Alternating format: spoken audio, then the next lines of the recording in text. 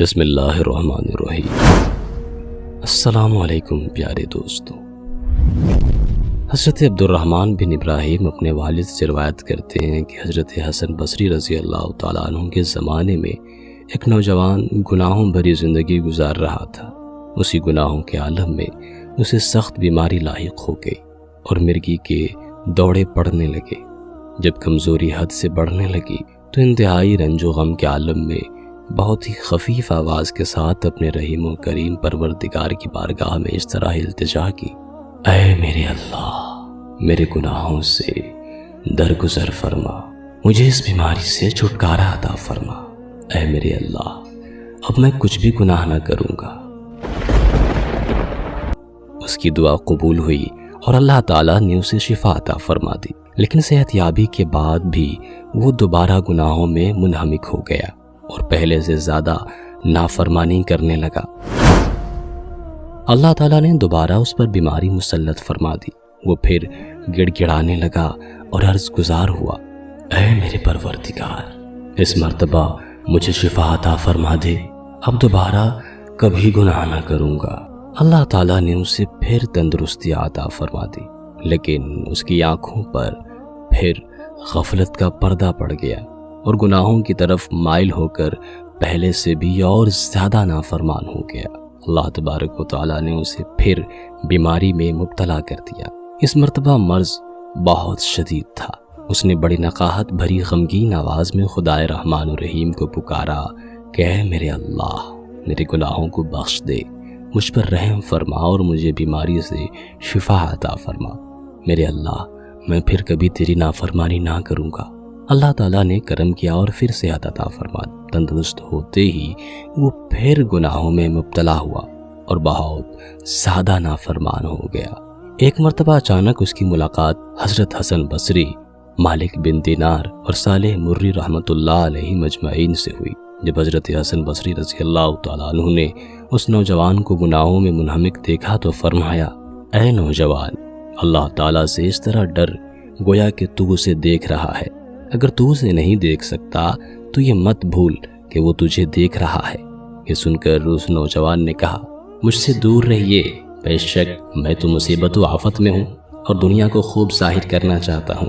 حضرت حسن بصری رضی اللہ تعالیٰ عنہ اپنے ساتھیوں کی طرف متوجہ ہوئے اور فرمایا، اللہ عز و جل کی قسم، بے شک اس نوجوان کی موت قریب ہے۔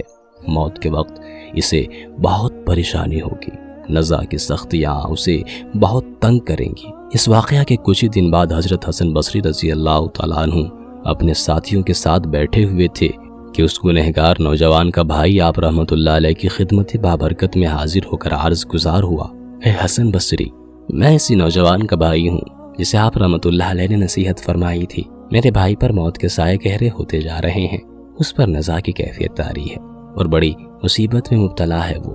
حضرت حسن بصری رحمۃ اللہ علیہ نے اپنے ساتھیوں سے فرمایا، آؤ چل کر دیکھتے ہیں کہ اللہ تعالیٰ اس کے ساتھ کیا معاملہ فرماتا ہے۔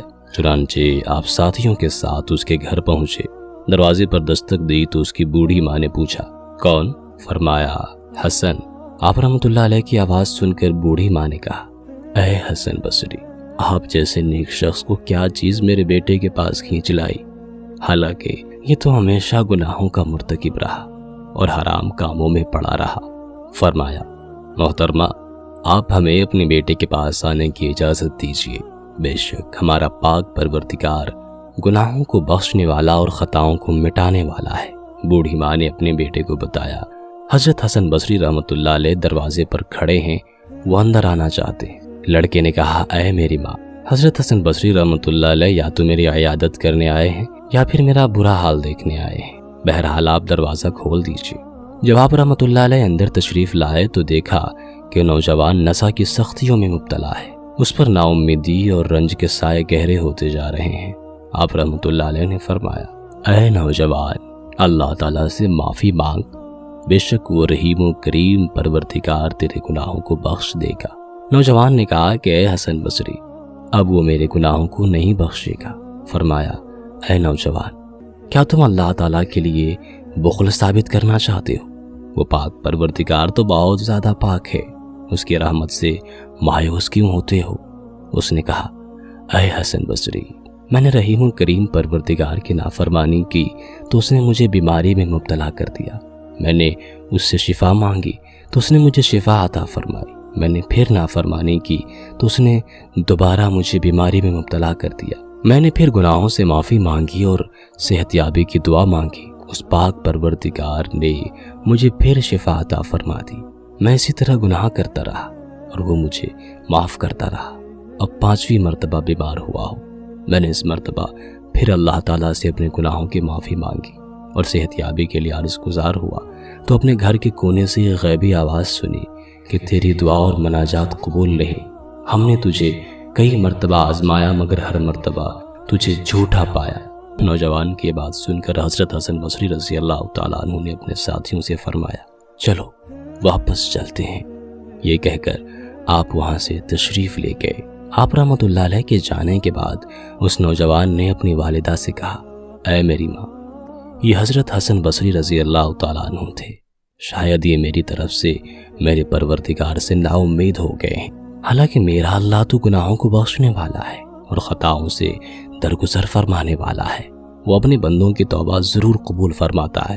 اے میری پیاری ماں، میری موت کا وقت قریب ہے، جب سانس اکھڑنے لگے اور میرا جسم بے جان ہونے لگے، میری آنکھیں بند ہو جائیں، جسم پیلا پڑ جائے، آواز بند ہو جائے اور میری روح دارالفنا سے دارالبقا کی طرف پرواز کرنے لگے تو میرا گریبان پکڑ کر مجھے گھسیٹنا، میرا چہرہ خاک آلود کرنا، پھر میرے پاک پروردگار سے میرے گناہوں کی معافی مانگنا۔ بے شک وہ رحمان و رحیم گناہوں کو بخشنے والا ہے، میں تو اس کی رحمت سے نا امید نہیں ہونے والا۔ اتنا کہہ کر نوجوان خاموش ہو گیا۔ اس کی بوڑھی ماں نے وصیت کے مطابق اس کے گلے میں رسی ڈال کر گھسیٹا، اس کے چہرے پر مٹی ڈالی، پھر اپنے ہاتھ آسمان کی طرف بلند کیے اور اللہ تعالیٰ کی بارگاہ میں اس طرح فریاد کرنے لگی، اے میرے اللہ، میں تجھ سے تیری اس رحمت کا سوال کرتی ہوں جو تو نے حضرت یعقوب علیہ السلام پر نازل فرمائی اور ان کے بیٹے کو ان سے ملا دیا۔ اے میرے اللہ، تجھے اسی رحمت کا واسطہ جو تو نے حضرت ایوب علیہ السلام پر نازل فرمائی اور ان کی آزمائش کو دور فرما دیا۔ میرے اللہ، میرے بیٹے پر بھی رحم فرما، اس کے گناہوں سے درگزر فرما، میرے مولا اسے معاف فرما دے۔ جب اس نوجوان کا انتقال ہو گیا تو اس کی والدہ نے غیب سے ایک آواز سنی، تیرے بیٹے پر اللہ تعالیٰ نے رحم فرمایا اور اس کے تمام گناہ معاف فرما دیے۔ اسی طرح ایک آواز حضرت حسن بصری رضی اللہ تعالیٰ عنہ کو سنائی دی۔ کوئی کہنے والا کہہ رہا تھا، اے حسن، اللہ تعالیٰ نے اس نوجوان پر رحم فرما کر اس کے گناہوں کو بخش دیا، اب وہ جنتی ہے۔ چنانچہ حضرت حسن بصری رحمۃ اللہ علیہ اپنے ساتھیوں کے ساتھ اس نوجوان کے جنازے میں شرکت کے لیے تشریف لے گئے، اس نوجوان کی نماز جنازہ پڑھائی اور اس کو دفن کر دیا۔ اس دنیا میں کوئی کسی کا انتظار نہیں کرتا جتنا پاک پروردگار اپنے بندے کی توبہ کا کرتا ہے۔ اس کو اپنے بندے کی توبہ بہت پسند ہے، اسے معاف کرنا بہت اچھا لگتا ہے۔ وہ معاف کرنے والا بڑا مہربان رحمان و رحیم ہے، ہمیں اس کی رحمت سے کبھی نا امید نہیں ہونی چاہیے۔ تو دوستوں، ہمیں امید کرتے ہیں کہ آج کی ویڈیو آپ کو پسند آئی ہوگی۔ اگر ہاں تو لائک کرتے ہوئے دوستوں کے ساتھ شیئر بھی ضرور کیجیے گا۔ میں ہوں امن رضا قادری اور ہم پھر ملیں گے کسی نئی انٹرسٹنگ ویڈیو کے ساتھ۔ جب تک کہ اپنا اور اپنے پیاروں کا بہت سارا خیال رکھیے گا۔ اللہ حافظ۔